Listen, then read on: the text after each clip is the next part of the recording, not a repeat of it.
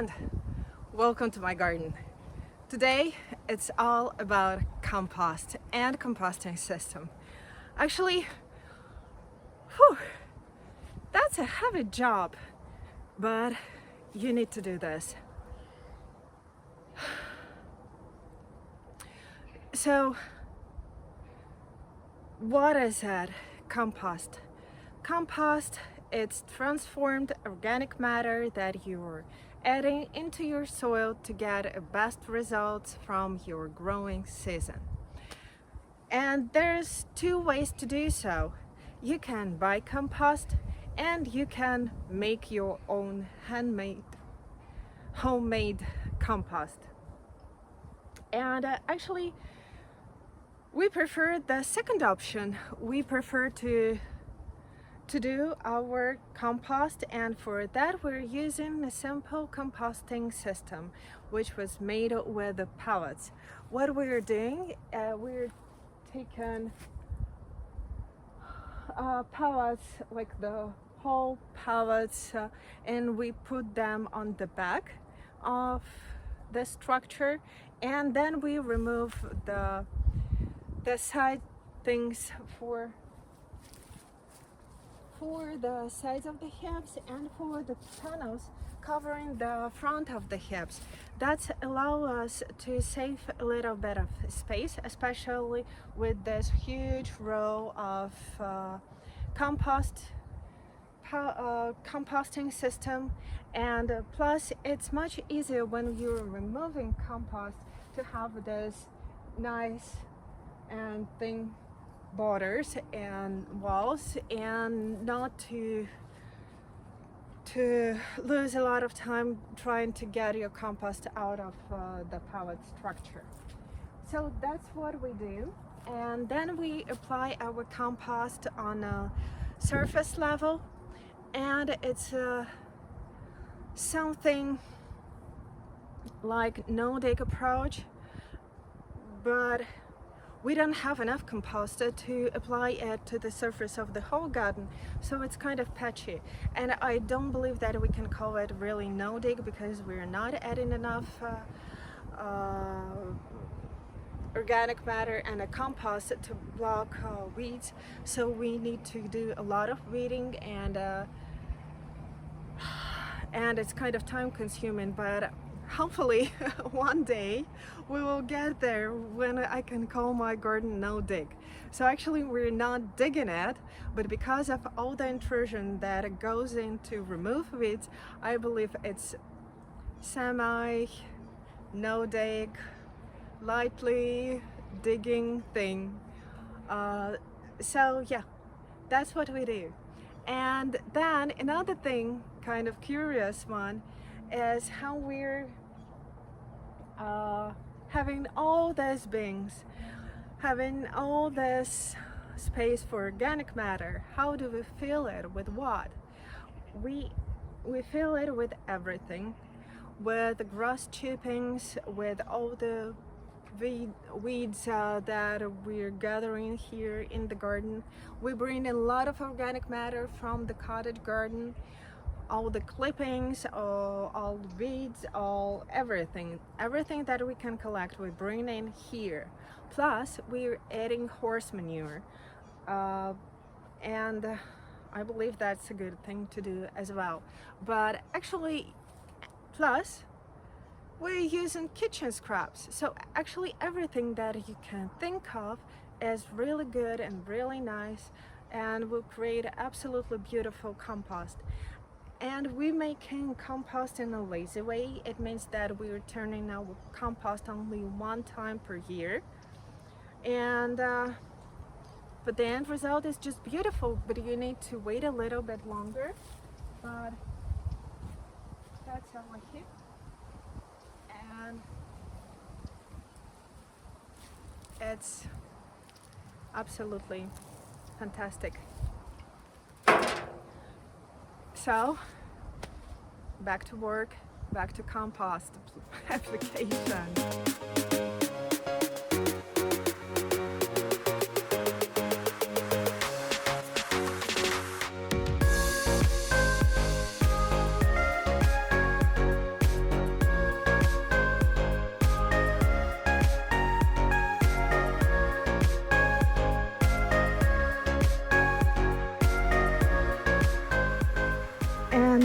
This is one of the recently filled bins.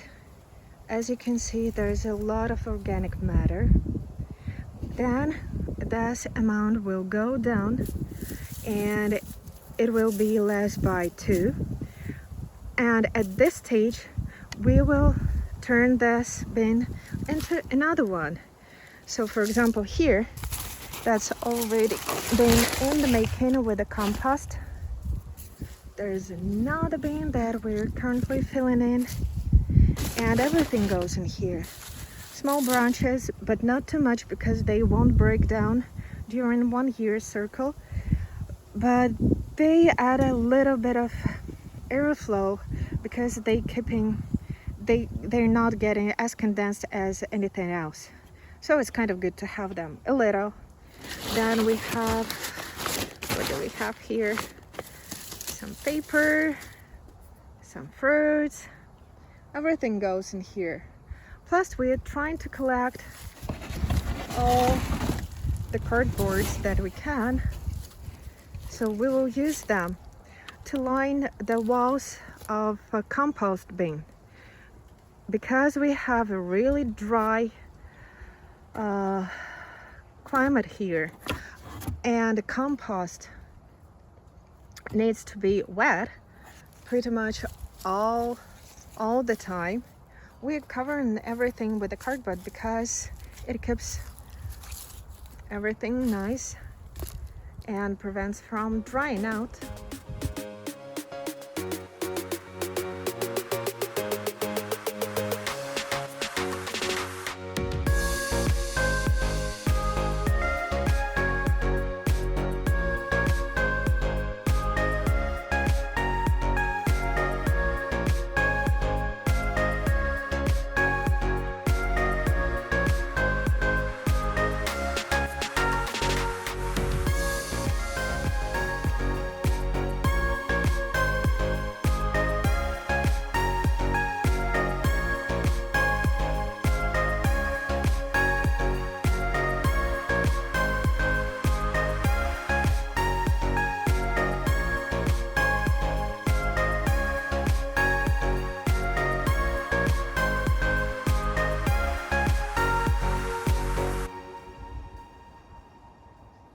It's a new day and it's the same project. We're spreading compost and now we are in the final stage, and it's the most exciting one when a compost is already on the ground and I'm just spreading it with my rake, and it's gonna be it.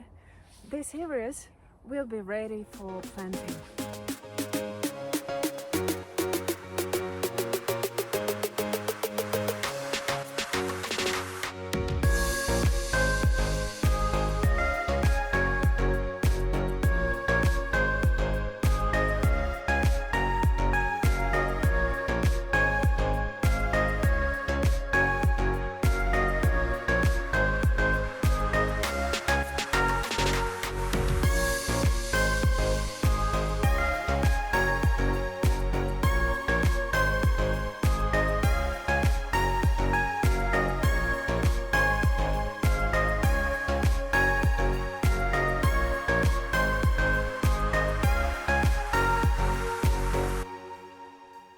Once compost is spread and flattened, I just need to remove all chunky bits that I will put into my compost for another year. So let's finish this project.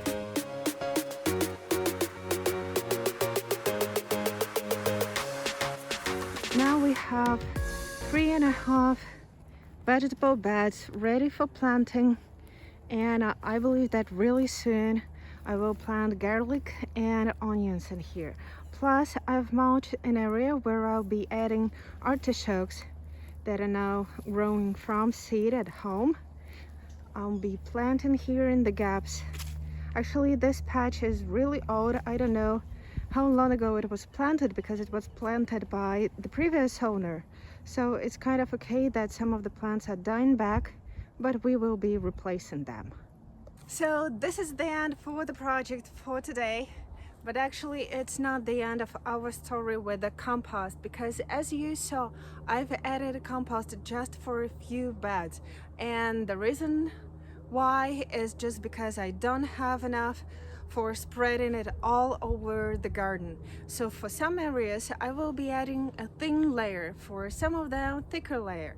For some of the areas I will be doing only some compost at the root ball of the plants. It depends on the plant I'll be growing in the area.